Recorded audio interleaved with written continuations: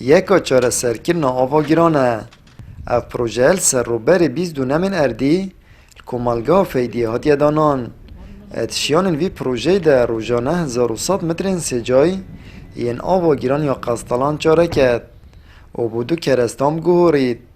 که ایک جوان آوا پاکه و ایدیتر جی کرسته که کیمیایی ابناو کمبوست که بو چاندنه گرنگه.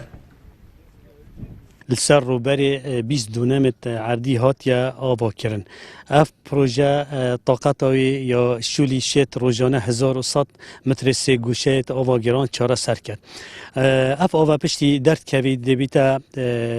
دو جوره تشتا آوا کاپاقش کو بیتا حوال جنگه لیف مواصفات جنگه تحریم کردستان و برمای که توی جی بیتا سلاچ او جی نوعه که سمادیه دبکار اینید بو زراعتی. اف پروژه شلای زانستی و پروژه که کم کلفه و کم تکلیفه کارب ام کارناینی بو بتنه رول حطاوه و رول هوایی وی پروژه دا ابتدا بکار اینان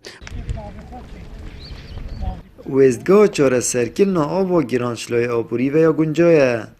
و تیچوی آویا کمه اجبر کوزا که هره بناه تبکارینان بلکو مفاش وزا روژه و هوای تیتا ورگرتن ریوبر گشتی با جروانیال دهو که جید بجید اتنها دا آوا گرانیا هر دو کمپن دو میس ایک و دو دهتا ورگرتن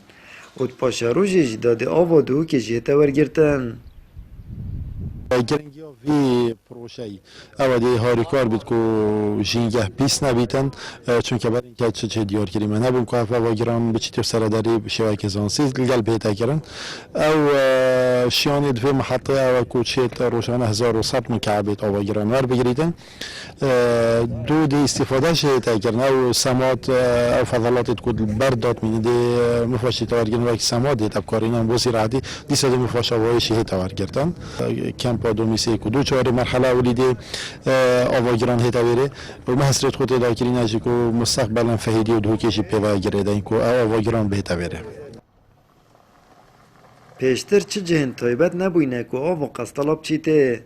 الا ما پریا بوزد که دی جنگا دورش مادن زیاندار و جهراوی هتا پاراستن